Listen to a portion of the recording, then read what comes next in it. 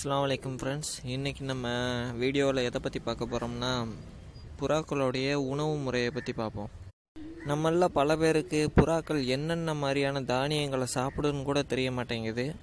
அந்த புறாக்கள் எந்தெந்த மாதிரியான தானியங்களை சாப்பிடும், எப்பப்போல்லாம் அந்த தானியங்களை கொடுக்கணும், எப்பப்போல்லாம் கொடுக்கக்கூடாது, எதுக்காக கொடுக்கணும், இதை பற்றிலாம் நம்ம இந்த வீடியோவில் பார்ப்போம். ஓகே ஃப்ரெண்ட்ஸ், நம்ம வீடியோக்குள்ளே போகிறதுக்கு முன்னாடி நம்ம சேனலில் சப்ஸ்கிரைப் பண்ணாதவங்க சப்ஸ்கிரைப் பண்ணிக்கிறங்க. கூடவே இருக்க அந்த பெல் ஐக்கானை கிளிக் பண்ணிக்கிறங்க. நம்மள நிறைய பேருக்கு தெரிஞ்சிருக்கும், அதாவது ஒரு பழமொழி ஒன்று சொல்லுவாங்க பெரியவங்க, உணவே மருந்து. இதை ஒரு சில பேர் புக்கில் கூட படிச்சிருந்துருக்கலாம். அது எதனால் சொல்கிறாங்கன்னா, எந்த ஒரு உணவாக இருந்தாலும் அது நம்ம ஒரு அளவோடு எடுத்துக்கிட்டோம்னா அது நம்மளுக்கு மருந்தாக பயன்படும். அளவுக்கு மீறி நம்ம எடுத்துக்கிட்டோம்னா அதுவே நம்மளுக்கு ஆபத்தாக முடியவும் வாய்ப்பு இருக்குது. இதுக்கு ஒரு நல்ல எக்ஸாம்பிள் சொல்லணும்னா உப்பை நம்ம அளவோடு எடுத்துக்கிட்டோம்னா அதுவே நமக்கு நல்ல மருந்து. அதிகமாக எடுத்துக்கிட்டோம்னா தேவையில்லாத வியாதிகளை கொண்டு சேர்க்கும். இந்த விஷயம் மனுஷங்களான நமக்கு மட்டும் கிடையாது, எல்லா உயிரினங்களுக்கும் சேர்த்து தான். புறாக்கள் நிறைய விதமான தானியங்களை சாப்பிடும். நீங்கள் காசை பற்றி பெருசாக திங்க் பண்ண மாட்டேன் அப்படின்னு நினச்சிங்கன்னா, நீங்கள் மிக்சடு சீட்ஸ், அதாவது எல்லா விதமான தானியங்களையும் ஒன்றா சேர்ந்து கொடுக்கறது, அந்த மாதிரி முறையை பின்பற்றுறது ரொம்ப நல்லது. குறிப்பாக பார்த்தீங்கன்னா, இந்த ரேஸில் ஓடக்கூடிய ஓமர் புறாக்களுக்கு கொடுப்பாங்க. இப்போ நீங்கள் வீடியோவில் பார்க்குற மாதிரி எல்லா வகையான தானியங்களையும் நீங்கள் கலந்து ஒரே நேரத்தில் கலந்து போடுறது ஒரு வகையான மெத்தடு. இதை யூஸ் பண்ணால் ரொம்ப நல்லா நம்மளுக்கு புறாக்களுடைய எனர்ஜியும் நல்லா இருக்கும், ஹெல்த்தும் நல்லாயிருக்கும்.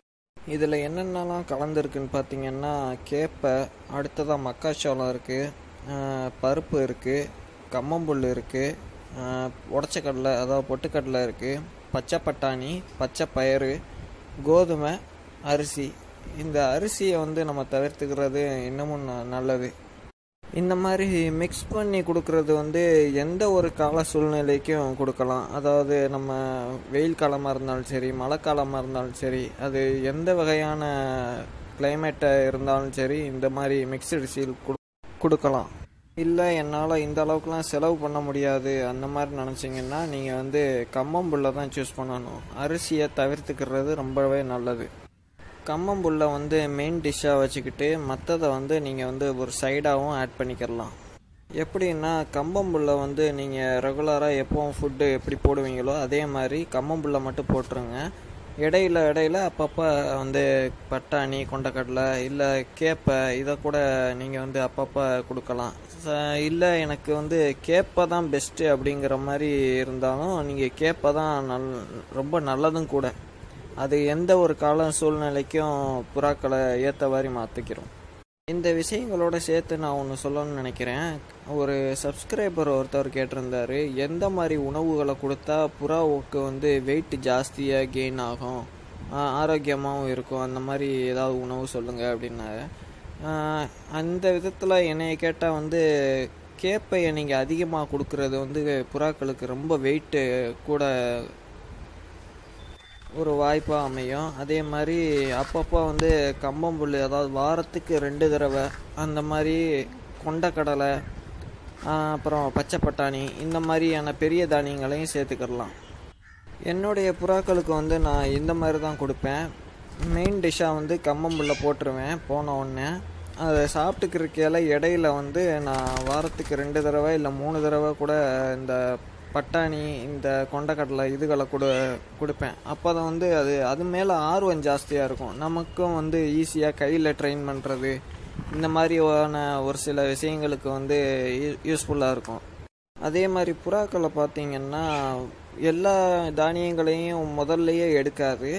அது சாப்பிட்ற புறாக்களை பார்த்து தான் கொஞ்சம் கொஞ்சமாக தான் மற்ற புறாக்களும் அதை சாப்பிட கற்றுக்குறோமே தவிர, எடுத்தோடனே நீங்கள் போட்ட உடனே எல்லாத்தையும் சாப்பிட்றாது.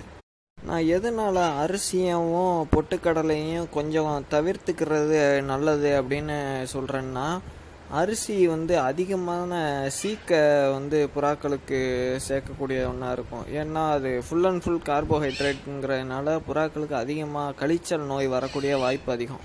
அடுத்ததாக பொட்டுக்கடலை எதனால நான் அதிகமாக கொடுக்க வேண்டாம், இந்த கொண்டக்கடலையுமே வாரத்துக்கு 2 இல்லை 3 தடவைக்கு மேலே கொடுக்காதீங்கன்னு ஏன் சொல்கிறேன்னா, அதில் வந்து அதிகமான ஃபேட் கண்டென்ட் இருக்குது, அதாவது கொழுப்பு சத்து ஜாஸ்தி. நீங்கள் ஆண் புறாக்களுக்கு பிரச்சனை இல்லை குஞ்சு பொரிச்சிருக்க புறாக்களுக்கும் பிரச்சனை கிடையாது. ஆனால் முட்டையிடுற டயத்தில் இருக்க புறாக்களுக்கு வந்து நீங்கள் அதிகமாக கொடுத்தீங்கன்னா அதனால் அது கொழுப்பு அடைச்சிக்கிறோம்.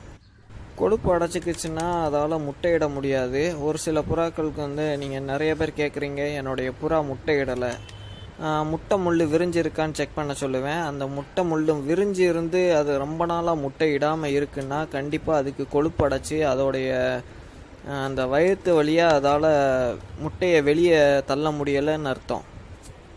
இந்த மாதிரி இருந்தால் அந்த புறா இறந்து போகிறது கூட வாய்ப்பு ஜாஸ்தி.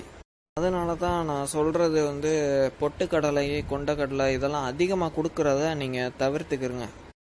ஓகே, இப்போ வந்து வயிற்றில் கொழுப்பு ஜாஸ்தியாக அடைச்சிருச்சு, உங்கள் புறா முட்டை இடலை அப்படின்னா நீங்கள் என்ன பண்ணணும்னா, அந்த புறாவை வந்து மேக்ஸிமம் ஆணுக்கிட்ட இருந்து பிரிச்சிடணும். அது அடுத்தடுத்து மேட்டிங்கில் முட்டைக்கு துரத்திக்கு இருந்துச்சுன்னா அதை கொத்தி அது உயிரிழக்கவும் வாய்ப்பு இருக்குது. அதுக்கு வந்து கம்பம்புல் அதோட சேர்த்து நீங்கள் வந்து நெல் கொடுக்கறது ரொம்பவே நல்லது. நெல் எதனால் கொடுக்க சொல்கிறேன்னு பார்த்தீங்கன்னா, நெல்லில் வந்து 2 ஓரங்கள்லையும் பார்த்தீங்கன்னா ரொம்ப ஷார்ப்பான ஒரு இது இருக்கும். அது வந்து சரியாக ஜீரணமாகாது. அது வந்து ஜீரணம் ஆகாமல் இருக்கிறதுனால மேக்சிமம் வந்து புறா மோஷன் வழியாக அதை வெளியே தள்ளும்போது அது கீறி அந்த கொஞ்சம் கொஞ்சமாக அந்த கொழுப்புகள்லாம் வெளியே வந்துடும். அதோட அந்த மோஷனை எல்லாம் நீங்கள் கவனித்து பார்த்தீங்கன்னா தெரியும், அதில் வந்து இந்த வெண்ணெய் அல்லது இந்த டால்டான்லாம் சொல்லுவாங்க, அந்த மாதிரி கட்டி கட்டியாக இருக்கும். அடுத்ததாக கொண்டக்கடலையில் வந்து ஃபேட் கண்டென்ட்டும் ஜாஸ்தி, கொஞ்சம் ஃபைபர் கண்டென்ட்டும் இருக்குது. அதனால் புறாக்களுக்கு ஈஸியாக வெயிட் கெயின் ஆகும். ஓகே ஃப்ரெண்ட்ஸ், எக்ஸஸாக நம்ம வேறு என்னென்னலாம் கொடுக்கலாம் அப்படின்னு பார்த்தீங்கன்னா, இந்த மக்காச்சோளம் கொடுக்கலாம், அப்புறம் சிகப்பரிசி கொடுக்கலாம். சிகப்பரிசியில் வந்து மற்ற அரிசிகளை விட சிகப்பரிசியில் நிறைய சத்துக்கள் இருக்குது. அதனால் நீங்கள் வந்து நான் அதை ப்ரிஸ்கிரைப் பண்ணுறேன், ஏன்னா அதில் வந்து நிறைய சத்துக்கள் இருக்குது. அப்புறம் நீங்கள் வந்து ராகி கொடுக்கலாம், கேப்பைன்னு சொல்லுவாங்க, அதுதான் மெயின். மேக்ஸிமம் நிறைய ஃபைபர் கண்டென்ட் இருக்கனால அதுக்கு உடம்புக்கு குளிர்ச்சியும் கூட. இந்த பொட்டுக்கடலை உடச்ச கடலை இது வந்து நீங்கள் வந்து எப்பயாவது கொடுக்குறது வந்து ரொம்ப நல்லது. அடுத்ததாக பட்டாணிகளில் வந்து பச்சை பட்டாணி வெள்ளை பட்டாணி 2 வகை இருக்குது. ரெண்டுமே அது நல்லா விரும்பி சாப்பிடும், நீங்களும் தாராளமாக கொடுக்கலாம். அடுத்ததாக பார்த்தீங்கன்னா காணப்பயிறு அப்படின்னு சொல்லுவாங்க. இதை வந்து மேக்ஸிமம் ரேஸ் ஹோம்ஒர்க்கு வந்து கொடுப்பாங்க. மற்ற புறாக்களும் சாப்பிடுவோம், ஆனால் ரேராக தான் சாப்பிடும். அடுத்ததாக நீங்கள் முக்கியமாக தெரிஞ்சுக்கிற வேண்டியது வந்து இந்த பச்சை பயிரை பற்றி தான். இந்த பச்சை பயிர் வந்து ரொம்பவே குளிர்ச்சி தன்மை உள்ளது. அதனால் நான் வெயில் காலங்களில் மட்டும்தான் இதை ப்ரிஸ்கிரைப் பண்ணுவேன், மற்ற நேரங்களில் குளிர்காலங்களில் கொடுக்க வேண்டாம். இந்த வெயில் காலங்கள்லேயுமே நீங்கள் வந்து கம்பு இல்லை கோதுமை இது எதுவாக இருந்தாலும் பரவாயில்ல, இதோட 2 கிலோ கம்பு இல்லை 2 கிலோ கோதுமைன்னா ஒரு அரை கிலோ மட்டும் நீங்கள் பச்சை பயிர் கலந்துக்கிறணும். அதுக்கு மேலே இது பண்ணக்கூடாது. அதை ராவாக தனியாகவும் பச்சை பயிர் போட வேண்டாம். அது பெரிய புறாக்கள் எடுத்துகிட்டு போய் குஞ்சுகளுக்கு ஊட்டுச்சுன்னா அது வந்து அதிகமான குளிர்ச்சிங்கிறதுனால ஈஸியாக சளி பிடிக்கும். அதுக்கு மேலே நிறையாவும் கொடுத்துருச்சுன்னா அந்த குஞ்சுகளுக்கு வந்து கால் இழுத்துக்கிட்டு போகும், ஜன்னி ஏற்படவும் வாய்ப்பு இருக்குது. இதில் வந்து ஒரு சில பேர் அதிகமாக ரேஷன் கடையில் வாங்குகிற கோதுமையை பயன்படுத்துவீங்க. அதை பயன்படுத்துறதுக்கு வேண்டான்னு நான் சொல்ல மாட்டேன், ஆனால் நீங்கள் வந்து நல்லா கழுவி அலசிட்டு அதை காய வச்சு கொடுங்க, அது ரொம்ப நல்லது. இல்லைன்னா அதுக்கு வந்து கேன்சர் வரக்கூடிய வாய்ப்பு இருக்குது. ஓகே ஃப்ரெண்ட்ஸ், வேறு ஏதாவது டவுட்ஸ் இருந்துச்சுன்னா கமெண்ட் பண்ணுங்கள், அதுக்கான ரிப்ளை நான் கண்டிப்பாக பண்ணுறேன். இந்த வீடியோ பிடிச்சிருந்துச்சுன்னா லைக் பண்ணுங்கள், மற்ற ஃப்ரெண்ட்ஸுக்கும் ஷேர் பண்ணுங்கள். மறக்காமல் சப்ஸ்கிரைப் பண்ணி நம்ம சேனலை சப்போர்ட் பண்ணுங்கள்.